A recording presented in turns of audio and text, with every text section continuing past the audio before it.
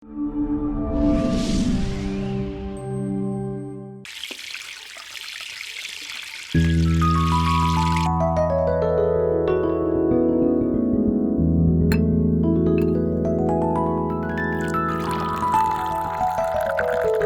ചായ എടുക്കുമായിരുന്നു.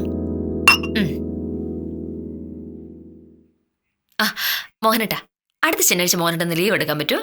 ഇല്ല. ഇങ്ങനെ എടുത്തടിച്ച പോലെ പറയല്ലേ, ഒരു കാര്യമുള്ളണ്ടല്ലേ ചോദിച്ചത്. മോഹനേട്ട ശനിയാഴ്ച ലീവ് എടുക്കാമെങ്കിൽ നമുക്കൊന്ന് കറങ്ങാൻ പോവാം. ഞാനും വിദ്യ കൂടി ആലോചിച്ചതാ. എന്തായാലും എനിക്ക് കുറെ സാധനങ്ങളൊക്കെ വാങ്ങാനുണ്ട്. ഗായത്രി സിൽക്സിൽ പോയിട്ട് എനിക്ക് 2-3 സാരി വാങ്ങണം. അവിടെ നല്ല അടിപൊളി ചുരിദാറിന്റെ മെറ്റീരിയലും വന്നിട്ടുണ്ട്. 4 ഒരുമിച്ച് വാങ്ങിച്ചിട്ടുണ്ടെങ്കിൽ വില കുറച്ച് കിട്ടും. മോഹനേട്ട വരികയാണെങ്കിൽ മോഹനേട്ട 2 ഷർട്ടും തുണിയും കൂടി എടുക്കാം. വെറുതെ കിട്ടുന്ന എന്തിനാ പൈസ കൊടുക്കണം? ഞാൻ പൈസ തന്നാലല്ലേ. ഇമ്മാതിരി ധൂർത്തിനൊന്നും കെ മോഹനൻ സാർ പൈസ തരില്ല. ഞാൻ സാറിനോട് പൈസ ചോദിച്ചില്ലല്ലോ. അല്ലെങ്കിൽ തന്നെ മോഹനേട്ടൻ പൈസ എന്നിട്ട് ഇതൊന്നും നടക്കാൻ പോകുന്നില്ല എന്നുള്ള കാര്യം എനിക്ക് അറിഞ്ഞൂടെ. എനിക്ക് എന്തെങ്കിലും വാങ്ങണമെങ്കിൽ അതിനുള്ള പൈസ എന്റെ കയ്യിലുണ്ട്.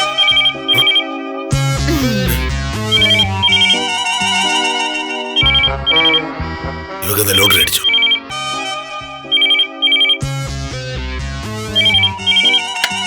ഹലോ, ആ വിദ്യ, ഇതെന്താ രാവിലെ?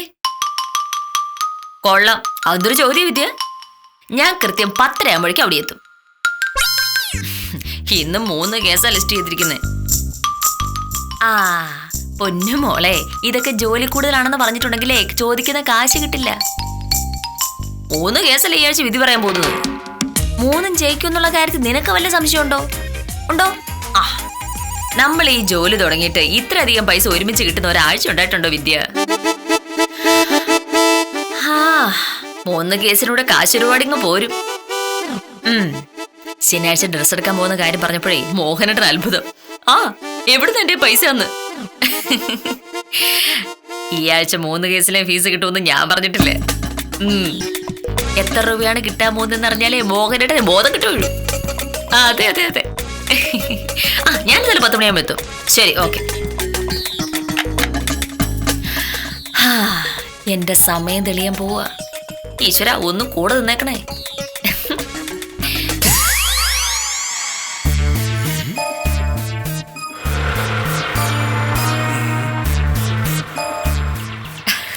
നമസ്കാരം. നമസ്കാരം. ഉത്തമൻ കൃത്യസമയത്താ വന്നത്. ഞാൻ ഇപ്പൊ ഉത്തമന്റെ കാര്യം പറഞ്ഞതേ ഉള്ളൂ. എന്റെ കാര്യോ? ആ, ഉത്തമന്റെ കാര്യമാണോന്ന് ചോദിച്ചാൽ നേരിട്ട് ഉത്തമന്റെ കാര്യമല്ല, പക്ഷെ പറഞ്ഞു വന്ന കാര്യത്തിൽ ഉത്തമനും ഉണ്ട്. അത് കൊള്ളാലോ. അതങ്ങനെ അങ്ങനെ ഒരു വർത്താനം. ആ, അതായത് ഉത്തമ, ബാലചന്ദ്രൻ സാറിന്റെ കേസ് എനിക്ക് പിടിച്ചെന്ന് ഉത്തമനല്ലേ? അതെ. ആ കേസ് ഈ ആഴ്ച വിധിയാവുന്നറിയാലോ. ബാലചന്ദ്രൻ സാർ എനിക്ക് തരാനുള്ള ഫീസില് ബാക്കി എത്ര കിട്ടാനുണ്ടെന്നുള്ള കാര്യം ഉത്തമൻ അറിയാമോ? അല്ല, ബാക്കി എത്ര കിട്ടാനുണ്ടെന്ന് എനിക്ക് അറിഞ്ഞൂടാ. കോടതി ചെലവ് ഒരു ചെറിയ അഡ്വാൻസും നേരത്തെ തന്നതാണല്ലോ. അതെ. ഇനി കിട്ടാൻ ബാക്കിയുള്ളത് രൂപ 50,000. 50,000 രൂപയെ കോളടിച്ചല്ലോ വക്കീലേ. ഉടനെ രൂപ 50,000 കയ്യിൽ കിട്ടും അല്ലേ? ആ 50,000 രൂപ മാത്രമല്ല ഉത്തമ, പിന്നെ വേറെയും പൈസ എനിക്ക് വരാനുണ്ട്. എനിക്ക് കേസ് പിടിച്ചിരുന്നത് ഉത്തമ മാത്രമല്ലല്ലോ, വേറെ എന്തൊക്കെ വഴി എനിക്ക് കേസുകൾ വരാറുണ്ട്. വേറെ ആര് കേസ് പിടിച്ചിട്ടുണ്ടാലും ഞാൻ പിടിച്ചു തരുന്ന കേസ് പോലെ ആവൂലല്ലോ. ആവോ? ഈ ബാലേന്ദ്ര സാർ എന്ന് പറയുന്ന നീറ്റ് കക്ഷിയാണ്. പൈസ തരാന്ന് പറഞ്ഞിട്ടുണ്ടെങ്കിൽ തരാന്ന് പറഞ്ഞ ദിവസം തരാന്ന് പറഞ്ഞ സമയത്ത് തന്നിരിക്കും. അതുകൊണ്ടാണ് അന്ന് ഞാൻ പൈസ കുറച്ചിട്ടായാലും ഒന്ന് സമ്മതിച്ചത്. സാധാരണ ഇതുപോലുള്ള കേസുകളിൽ 1 ലക്ഷം രൂപ വരെ ചോദിക്കാവുന്നതാണ്.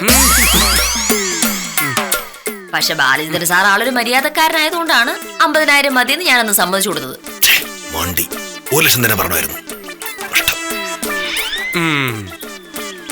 എന്തായാലും എന്നെ കൊണ്ട് ഉപകാരം ഉണ്ടെന്ന് നോക്കിയില്ല, മനസ്സിലായല്ലോ. എനിക്കത് മതി. പിന്നെ എന്തെങ്കിലുമൊക്കെ തരണമെന്ന് തോന്നുന്നുണ്ടെങ്കിൽ എനിക്ക് വിരോധമില്ല. ഞാനൊന്ന് ആലോചിക്കട്ടെ. ഞാൻ തരാതിരിക്കും ഉത്തമ. ഉത്തമന് മാന്യമായിട്ടുള്ള കമ്മീഷൻ വെള്ളിയാഴ്ച വൈകിട്ട് തന്നെ തന്നിരിക്കും. മതി, വക്കീൽ എനിക്ക് കമ്മീഷൻ തരുന്ന എനിക്കറിയാം. പിന്നെ സംസാരിക്കുന്നതിന്റെ ഇടയിലൊക്കെ പറഞ്ഞു എന്നുള്ളതേ ഉള്ളൂ. എന്നാ പിന്നെ ഞാൻ ഇറങ്ങട്ടെ വക്കീലെ, ഇന്ന് ഒരുപാട് തിരക്കുള്ള ദിവസം. ശരി ശരി എന്നാ. ആയിക്കോട്ടെ. കൈ നിറയെ കാശ് വന്നു കഴിഞ്ഞാൽ സന്തോഷം ഇങ്ങ് താനെ വരും. നിന്നേക്കാൾ സന്തോഷം എനിക്കാണ് ഭാമേ.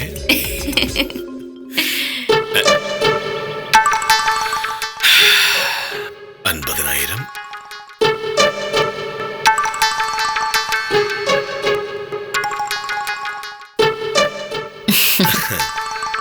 ഇന്നലെ സഹകരണ ബാങ്കിലെ അരവിന്ദ് സാറിനെ കണ്ടിരുന്നു. ആഹാ, സാർ ഒരു പുതിയ സംഭവത്തെ കുറിച്ച് പറഞ്ഞു. എന്താ പറഞ്ഞിട്ടാ? സഹകരണ ബാങ്കിലെ പലിശ അവർ ഇനിയും കൂട്ടാൻ പോകുന്നു. ആഹാ, ഇപ്പൊ തന്നെ മറ്റു ബാങ്കിലുള്ളതിനേക്കാൾ കൂടുതൽ പൈസ തരുന്നുണ്ടല്ലോ. അപ്പോ ഇനിയും കൂട്ടിയത് ഭയങ്കര ലാഭമായിരിക്കും അല്ലേ? ആണോ? എനിക്ക് പലിശയുടെ കാര്യമൊന്നും അറിയില്ല. അല്ലെങ്കിൽ തന്നെ നമ്മുടെ കയ്യിൽ ഇവിടുന്ന പൈസ. പലിശയുടെ കാര്യമൊക്കെ നമ്മൾ അറിഞ്ഞിരിക്കണം. ഇപ്പൊ നമ്മുടെ കയ്യിൽ 5 ലക്ഷം രൂപ ഉണ്ടെന്ന് കരുതുക. ഒരു വർഷം 55,000 രൂപ പലിശ കിട്ടും. ഒരു വർഷം 55,000 രൂപ എന്ന് പറഞ്ഞാൽ മാസം 5,000 രൂപയ്ക്ക് അടുത്ത് കിട്ടും. അതുകൊണ്ട് അല്ല, നമുക്ക് കിട്ടുന്ന പൈസ കൃത്യമായി സൂക്ഷിച്ചു വെച്ച് സഹകരണ ബാങ്ക് കൊണ്ട് ഇട്ടാൽ ഭാവിയിൽ അത് നമുക്ക് ഉപകരിക്കും. എനിക്ക് മനസ്സിലായില്ല. അതായത് ഇപ്പൊ നിനക്ക് ധാരാളം കേസും കാര്യങ്ങളൊക്കെ ഉണ്ടല്ലോ. ഇപ്പൊ കിട്ടുന്ന പൈസ സൂക്ഷിച്ചാൽ ഭാവിയിൽ കേസില്ലാതെ വന്നാലും നമുക്ക് പേടിക്കണ്ട എന്നാണ്. ഭാവിയിൽ കേസില്ലാതെ വരുന്നത് എങ്ങനെയാ? ഒരു നല്ല വക്കീലാണെങ്കിൽ എന്നും കേസുണ്ടാവും. കേസ് വാദിക്കുന്ന അങ്ങനെ മറന്നു പോകത്തൊന്നുമില്ലല്ലോ. അല്ല, പക്ഷെ കേസുണ്ടാവണ്ടേ? പഴയ കണക്കൊന്നുമല്ല. മനുഷ്യനൊക്കെ നന്നായിക്കൊണ്ടിരിക്കുക. മനുഷ്യൻ നന്നാകുമ്പോ കേസിന്റെ എണ്ണം കുറയും. കേസിന്റെ എണ്ണം കുറയുമ്പോ വക്കീലന്മാര് പെരുവഴിയിലാവുകയും ചെയ്യും. മനുഷ്യൻ നന്നാവണം, നന്നായിക്കോട്ടെ, അത് നല്ല കാര്യമല്ലേ? അതെ, പക്ഷെ അപ്പൊ നീ എന്ത് ചെയ്യും? ഞാൻ ജോലിക്ക് പോയില്ലെങ്കിലും കുഴപ്പമില്ല എന്ന് മോഹനോട് തന്നെ എപ്പോഴും പറയാറുള്ളത്. എനിക്ക് പണിയില്ലാതെ വന്നാൽ നമ്മളെ രണ്ടുപേരോട് മോഹനോട് കിട്ടുന്ന പൈസ കൊണ്ട് സുഖമായിട്ട് ജീവിക്കും. അല്ല, അതിലും നല്ലതാണല്ലോ ഇപ്പൊ കിട്ടുന്ന പൈസ നമ്മൾ സൂക്ഷിച്ചു വെക്കുന്നത്. മോഹൻ എന്തൊക്കെയാ പറഞ്ഞത് നീ എനിക്ക് മനസ്സിലാവുന്നില്ല. ഇതാ ഷർട്ട് മണി ഞാൻ തേച്ച് വെച്ചിട്ടുണ്ട്. ഇതെടുത്തിട്ട് വേഗം ആഫീസിൽ പോകാൻ നോക്ക്. അല്ല, ഞാൻ അതെ വിക്രമനാണ്. ശങ്കരൻകുട്ടി, എന്തൊക്കെയുണ്ട് വിശേഷങ്ങള്? ഞാൻ രാവിലെ കുറച്ച് തിരക്കിലായിരുന്നു. കുറെ ജോലിക്കാരുണ്ടായിരുന്നു. അതെ അതെ അതെ അതെ. അപ്പൊ നീയൊന്നും അറിഞ്ഞില്ലേ? കേസിന്റെ വാദമൊക്കെ കഴിഞ്ഞ ആഴ്ച കഴിഞ്ഞില്ലേ? നാളെ മിക്കവാറും വിധി ഉണ്ടാവും. അതെന്തു ചോദ്യാ ശങ്കരൻകുട്ടി? ഞാൻ ആ കേസ് ജയിക്കാതിരിക്കുവോ? ഒന്നുമില്ലെങ്കിൽ ആ കേസ് വായിച്ച് സത്യഭമാക്കിയില്ലല്ലേ? അതെ അതെ അതെ. എങ്ങനെയെങ്കിലും ആ കേസ് ജയിക്കണമെന്ന് എനിക്ക് വാശിയായിരുന്നു. അതാ സത്യഭാമ വക്കീലിനെ തന്നെ കേസ് ഏൽപ്പിച്ചത്. അതെ അതെ അതെ. ബാക്കി വിശേഷങ്ങളൊക്കെ നമുക്ക് നേരിട്ട് സംസാരിക്കാം. നീ ക്ലബ്ബിൽ കാണില്ലേ? ശരി ശരി. അയ്യോ, ഇതാരും മോഹനകൃഷ്ണൻ സാറോ? ഞാൻ വക്കീലിനെ പറ്റി സംസാരിച്ചോണ്ടിരിക്കുകയായിരുന്നു. ഞാൻ കേട്ടു. അതാ അവിടെ നിന്നത്. എന്റെ സാറേ, ഫിലിപ്പോസുമായിട്ടുള്ള കേസ് എന്റെ അഭിമാനത്തിന്റെ പ്രശ്നമായിരുന്നു. സത്യഭാമ വക്കീലിനോട് ഞാൻ പറഞ്ഞു, എന്ത് വില കൊടുത്തും എനിക്ക് ഈ കേസ് ജയിക്കണമെന്ന്. വക്കീല് പറഞ്ഞു വക്കീലേറ്റെന്ന്. ഉള്ളത് പറയണമല്ലോ സാറേ. വക്കീലേറ്റതാ. വിസ്താരവും വാദവും കഴിഞ്ഞപ്പോ തന്നെ ഫിലിപ്പോസ് എന്നോട് പറഞ്ഞു, വേണമെങ്കിൽ നമുക്ക് ഈ കേസ് അങ്ങ് ഒത്തുതീർപ്പാക്കാമെന്ന്. ഞാൻ പറഞ്ഞു, വേണ്ട ഫിലിപ്പോസേ വേണ്ട. ഇനിയിപ്പോ 2 ദിവസം കൂടി കഴിഞ്ഞാൽ വിധി വരികയല്ലേ, വിധി വരട്ടെ എന്ന്. ചുമ്മാ അല്ലല്ലോ സാറേ, രൂപ 50,000 വക്കീലിന് ഞാൻ കൊടുക്കാന്ന് പറഞ്ഞത്.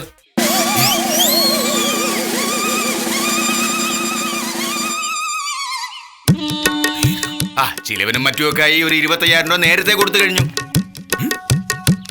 എന്നോട് പറഞ്ഞില്ലല്ലോ. 50,000 രൂപ അല്ലല്ലോ സാറേ കാര്യം, അഭിമാനമല്ലേ? ഇനിയുള്ള എന്റെ എല്ലാ കേസുകളും ഞാൻ വക്കീലിനെ തന്നെ ഏൽപ്പിക്കുക. സാറ് വില്ലേജ് ഓഫീസിലേക്കാണോ? ഞാൻ അതുവഴിയാ പോകുന്നത്. വേണമെങ്കിൽ സാറിന് അവിടെ ഇറക്കാം. വേണ്ട, എനിക്ക് നടന്നു പോകുന്ന ഇഷ്ടം.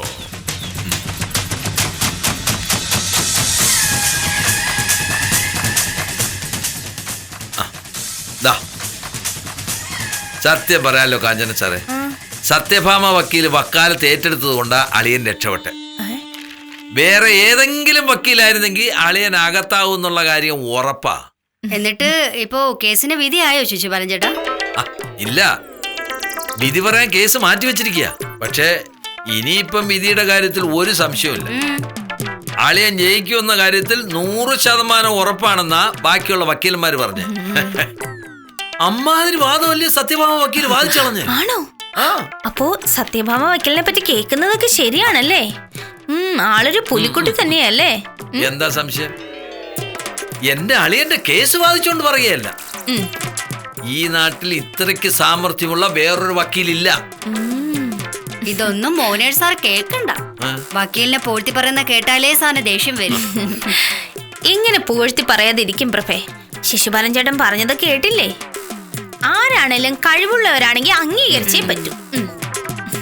കാര്യത്തിൽ മോനേഷ സാർ അങ്ങനെ ദേഷ്യപ്പെടേണ്ട കാര്യമൊന്നുമില്ല. സാറ് പറഞ്ഞിട്ടല്ലേ ഞാൻ വക്കീലിനെ പോയി കണ്ടത്. എന്റെ പരിചയം കൊണ്ടാണല്ലോ വക്കീൽ ആ കേസ് ഏറ്റെടുത്തേ.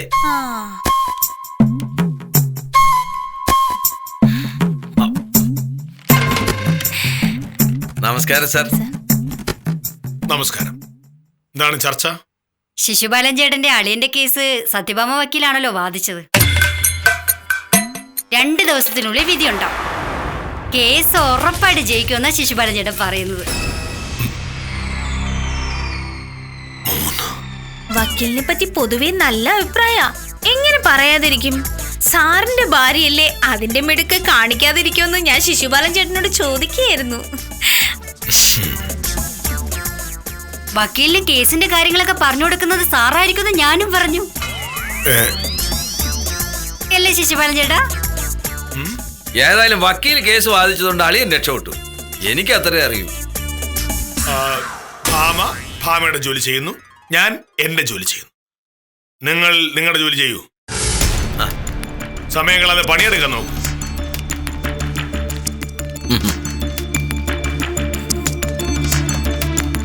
സാറിന്റെ ഭാര്യ ആയതുകൊണ്ടുള്ള മിടുക്കാണ് വക്കീലെന്ന് കാഞ്ചന സാർ എപ്പോഴാ പറഞ്ഞത്? ചുമ്മാ സാറിനെ സൂചിപ്പിക്കാനായിട്ട് ഓരോന്ന് അങ്ങ് തള്ളി വിടുക. അതെ, വക്കീലിന് ലോ പോയിന്റ് പറഞ്ഞു കൊടുക്കുന്നത് സാറാണെന്ന് പ്രഭ എപ്പോഴാ പറഞ്ഞത്? ഞാൻ കേട്ടില്ല. അതെ, വെറുതെ സാറിന്റെ മുന്നിൽ നല്ല കുട്ടിയാവാൻ നോക്കല്ലേ. എന്നെയാണല്ലോ വിളിക്കുന്നത്. എന്തിനാണോ എന്തോ. പോയി നോക്ക്, ചെല്ല്.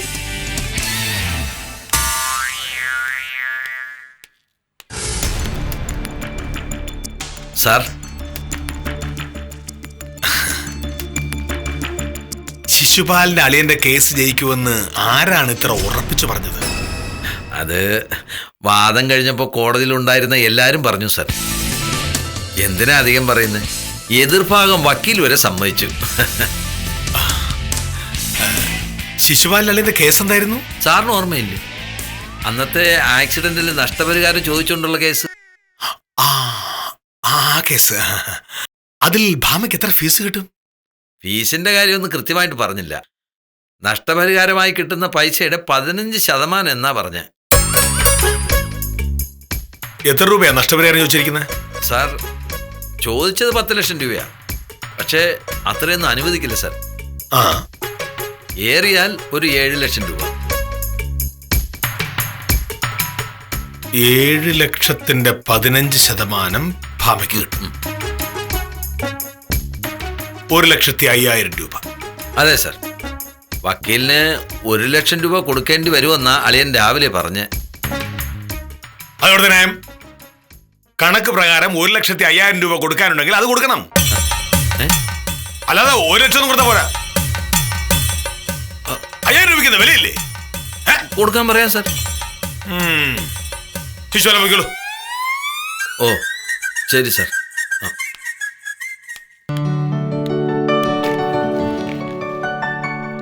നാളെ രാവിലെ 25,000 രൂപ കൊടുക്കണമെന്നാ സുശീലൻ പറഞ്ഞിരിക്കുന്നത്. എന്തെങ്കിലും വഴിയുണ്ടോ സത്യപാല? ഓ, ഞാൻ നോക്കിയിട്ട് ഒരു വഴിയും കാണുന്നില്ല. നമുക്ക് ഈ ഫർണിച്ചർ വാങ്ങാനുള്ള പരിപാടി മാറ്റി വെച്ചാലോ വിദ്യേ? പുതിയ ഫർണിച്ചർ വാങ്ങിയിട്ട് മൊത്തം പ്രൗഢി കൂട്ടിയില്ലെങ്കിൽ ഒരു കക്ഷിയും തിരിഞ്ഞു നോക്കില്ല. ഇക്കാലത്ത് വക്കീലിന് കഴിവുണ്ടായതുകൊണ്ട് മാത്രം കേസ് കിട്ടില്ല. വക്കീൽ ഓഫീസ് നല്ല 5 സ്റ്റാർ ഹോട്ടലിലെ റിസപ്ഷൻ പോലെ ഇരിക്കണം.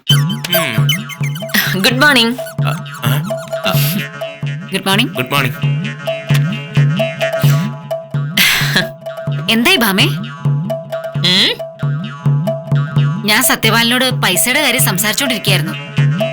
ആഹാ, ഇപ്പൊ ഫർണിച്ചർ വാങ്ങിക്കണ്ടെന്നാ സത്യപാലൻ പറയുന്നേ. ഇതിനല്ലേ കിട്ടാത്ത മുന്തിരി പുളിക്കുമെന്ന് പറയുന്നത്. മുന്തിരിയുടെ ഓറഞ്ചിന്റെ ഒന്നും പ്രശ്നമല്ല. ആ അതാണ്. അതെ, നമ്മുടെ കയ്യിൽ കാശില്ല. ഓ, ഞാൻ വിചാരിച്ച എന്തായാലും 25,000 ഉണ്ടാവില്ല. വിദ്യ വിചാരിച്ചിട്ട് നടന്നില്ലല്ലോ. അപ്പൊ പിന്നെ ആ പരിപാടി വേണ്ടെന്ന് വയ്ക്കുക. അതെ, ഒന്നും വേണ്ടെന്ന് വെക്കണ്ട. നാളെ നിങ്ങക്ക് 25,000 രൂപ കിട്ടിയാ പോരെ?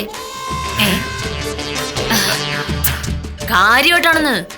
നാളെ രാവിലെ പൈസ റെഡി. ഇതെവിടെ നിപ്പിച്ചു? മോനേഷ് സാർ തരാന്ന് പറഞ്ഞു. മോഹനേട്ടൻ തരാമെന്ന് പറഞ്ഞിട്ടില്ല, പക്ഷേ നാളെ രാവിലെ തരും. നേരായ മാർഗത്തിൽ മോഹനേട്ടൻ ഇന്ന് കാശ് വാങ്ങാൻ പറ്റില്ല. അപ്പൊ പിന്നെ പറഞ്ഞു വഴിയാ നോക്കി. എങ്ങനെ?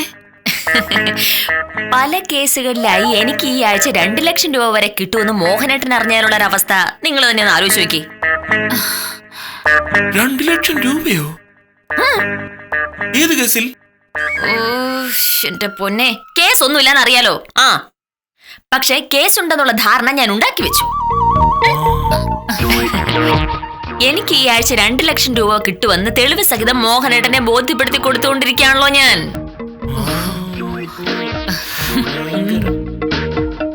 ഇനിയിപ്പൊ നാളെ 25,000 എന്നല്ല 50,000 രൂപ ചോദിച്ചാലും മോഹനേട്ടൻ തരും. ഓ, എങ്കിലല്ലേ 2 ലക്ഷം എന്റെ കയ്യിൽ കിട്ടുമ്പോ അത് വാങ്ങിച്ചെടുക്കാൻ പറ്റുള്ളൂ മോഹനേട്ടന്. ആ 2 ലക്ഷം രൂപ കൈ കിട്ടുന്നവരെ എന്നെ പിണക്കാതിരിക്കാൻ മോഹനേട്ടനെ കൊണ്ടാവുന്ന പോലെയല്ല മോഹനേട്ടൻ ചെയ്യും. നാളെ രാവിലെ രൂപ 25,000 എന്റെ കയ്യിലിരുന്ന് ഇങ്ങനെ പെടയ്ക്കും. സത്യഭാമ ആള് കൊള്ളാലോ. എന്റെ ഈ തലയിലൊന്നും ഇങ്ങനെ ഒരു ബുദ്ധി ഒരിക്കലും ഉണ്ടാവില്ല. അതുകൊണ്ടാണല്ലോ ഞാൻ കോടതി പോയി കേസ് വാദിക്കുന്നതും സത്യപാലൻ ഇവിടെ ഇരുന്ന് ഇങ്ങനെ ഹർജി എഴുതിക്കൊണ്ടിരിക്കുന്നതും.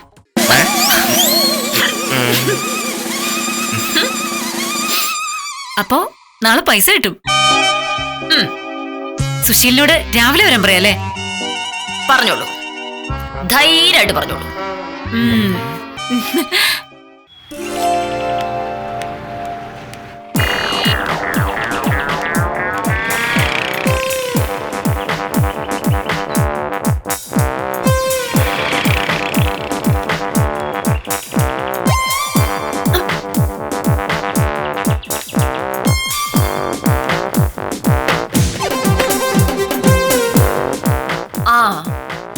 അതെയോ?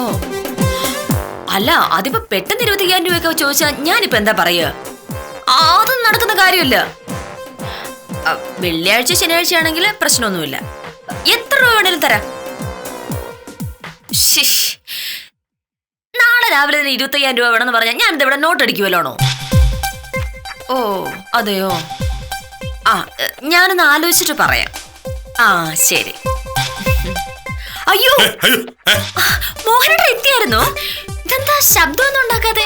ഇവിടെ നിൽക്കല്ലേ, പിന്നെന്തിനാ ശബ്ദം ഉണ്ടാക്കുന്നത്? ഈ ഓഫീസിലേക്ക് കുറച്ച് ഫർണിച്ചർ വാങ്ങണായിരുന്നേ. 25,000 രൂപയാവും. അയാൾ വിളിച്ചു പറയാ നാളെ തന്നെ പൈസ വേണമെന്ന്. അത് നടക്കൂലെന്ന് ഞാൻ പറഞ്ഞു. ഞാൻ കേട്ടു. ഈ പെട്ടെന്ന് 25,000 രൂപ വേണമെന്നൊക്കെ പറഞ്ഞ ആഴേലും കൈ കാണുമോ മോനേട്ടാ? ഒരിക്കലുമില്ല. ഞാൻ പറഞ്ഞു വെള്ളിയാഴ്ച ആണെങ്കിൽ എനിക്ക് കുറെ പൈസ കിട്ടാനുണ്ട്, അപ്പൊ ഞാൻ തരാന്ന്. പിന്നല്ലാതെ അതല്ലേ നല്ലത്. നമ്മുടെ കൈ പൈസ ഉള്ളപ്പോ വാങ്ങുക. അയ്യോ, അതെങ്ങനെ ശരിയാവും?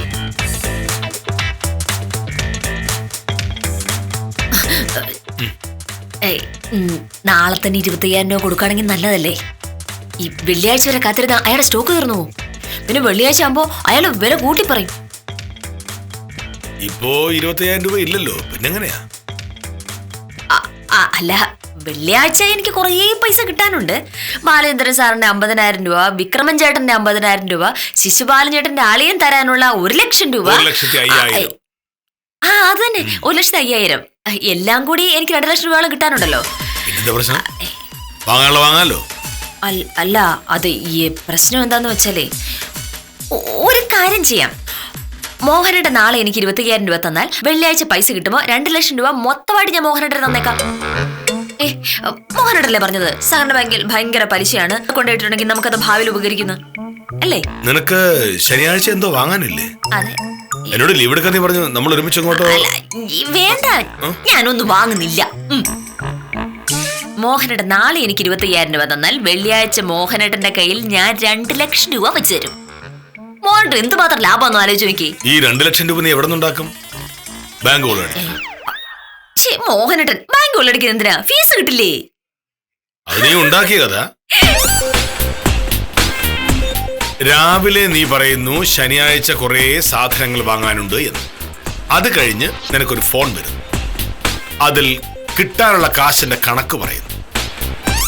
രണ്ടും എന്നെ പറ്റിക്കാനായിരുന്നു.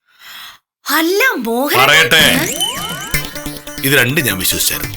പക്ഷേ ഉത്തമം വന്നിട്ട് നടത്തിയൊരു നാടകം ഉണ്ടല്ലോ, ഞാൻ കേൾക്കുന്നുണ്ട് എന്ന് ഉറപ്പ് വരുത്തിയിട്ട് പറഞ്ഞ കഥകൾ, അവിടെയാണ് കഥ പാളിയത്. സത്യത്തിൽ ഉത്തമൻ എന്തിനാ വന്നത്? ഉത്തമൻ വരുന്നതിന് ഒരു കാരണം ഉണ്ടാവും. ഉത്തമൻ വന്നു, കിട്ടാനുള്ള കാശിന്റെ കാര്യങ്ങൾ നീ പറഞ്ഞു, ഉത്തമൻ പോയി. അവന് ഉത്തമൻ എന്തിനാ വന്ന്? അപ്പൊ എനിക്ക് മനസ്സിലായി, നീ പറഞ്ഞിട്ടാണ് ഉത്തമൻ വന്നത് എന്നും നീ പറഞ്ഞു കൊടുത്തതാണ് ഉത്തമൻ പറഞ്ഞത് എന്നും. പിന്നെ വഴിയിൽ വെച്ച് കൃത്യമായി വിക്രമൻ ചേട്ടൻ എന്നെ കാത്തു നിൽക്കുന്നത് പോലൊരു നിൽപ്പ്. വീണ്ടും കാശിന്റെ കഥ. അത് കഴിഞ്ഞ് ആഫീസിൽ ചെന്നപ്പോ ശിശുപാലന്റെ വക കഥ. പക്ഷേ ശിശുപാലന്റെ കഥയ്ക്കും ഒരു കുഴപ്പമുണ്ടായിരുന്നു. ശിശുപാല, അന്നത്തെ ആക്സിഡന്റിന്റെ കാര്യം ഞാൻ പറഞ്ഞിട്ടില്ല. വണ്ടി ഓടിച്ച് അപകടമുണ്ടായി, അളിയന്റെ 2 കൈയും 1 കാലും ഒടിഞ്ഞു. അതെ സർ, അതെ. ഇൻഷുറൻസ് കമ്പനിക്കെതിരെ നിങ്ങൾ കേസ് കൊടുത്തു. അതെ സർ. പക്ഷേ ശിശുപാലിന്റെ അളിയൻ കള്ളു കുടിച്ചിട്ടുള്ളത് കൊണ്ട് കേസ് തള്ളി. ഞാനിതൊന്നും അറിഞ്ഞില്ലെന്ന് കരുതിയോ? സർ, ഞാൻ ആര് പറഞ്ഞിട്ടാ ശിശുപാലി പോയി നാടകം കളിച്ചത്? അത് മാത്രം പറഞ്ഞാ മതി. സർ, ആര് പറഞ്ഞിട്ടാണെന്ന് പറയൂ, എനിക്കറിയണം. വേഗം വേണം. വക്കീല്.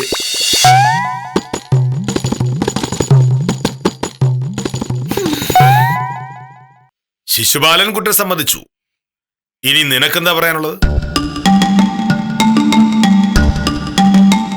മോഹനോട് ചോദിച്ചാ മോഹനന്റെ പൈസ തരില്ലല്ലോ. ഒരു നാടകം കളിച്ചു. പക്ഷേ നീ വളരെ മോശപ്പെട്ടൊരു നടിയാ. നിന്റെ അഭിനയം കൊള്ളില്ല, പൊളിഞ്ഞുപോയി. മോഹനോട് പറഞ്ഞല്ല ശരിയാന്ന് സമ്മതിക്കുന്നു. തീർന്നല്ലോ പ്രശ്നം. മോഹനോട് ഭയങ്കര ബുദ്ധിമാനാണ്, എല്ലാമാണ്. നാളെ 25,000 രൂപ തരുമോ? ഇല്ലെങ്കിൽ എന്റെ മാനം പോവും. ഭാര്യ ലക്ഷാധിപതിയായി എന്നറിഞ്ഞ് മൂക്കുകുത്തി നമസ്കരിക്കുന്ന ഒരു മണ്ടൻ ഭർത്താവല്ല മോഹനകൃഷ്ണൻ എന്ന് മനസ്സിലാക്കേണ്ടത് സത്യഭാമയായിരുന്നു. എന്തായാലും പോലീസുകാരെക്കാൾ ബുദ്ധിയുള്ള വില്ലേജ് ഓഫീസർ കാര്യങ്ങൾ കൈകാര്യം ചെയ്യേണ്ട വഴിക്ക് കൈകാര്യം ചെയ്തതിൽ സന്തോഷിച്ച് ഇന്നത്തേക്ക് വിടാം. കാര്യം നിസാരം തുടരുന്നു.